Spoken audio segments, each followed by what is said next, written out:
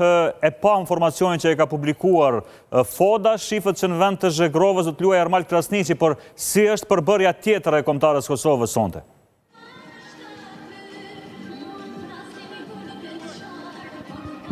Duket që nuk është duke më dëgjuar shkaku i muzikës që është në stadium. Përshëndetje edhe për juve në studio, këtu jemi në stadiumin Fadel Vokri, ku Kosova do të përballet me Islandën në një ndeshje vendimtare për të ngjitur në Ligën B. Tashmë edhe lojtarët kanë zbritur brenda në fushë për të përballur me skuadrën e Islandës. Këto dy skuadra janë përballur edhe më herët, ku dy fitore janë për skuadrën e Islandës.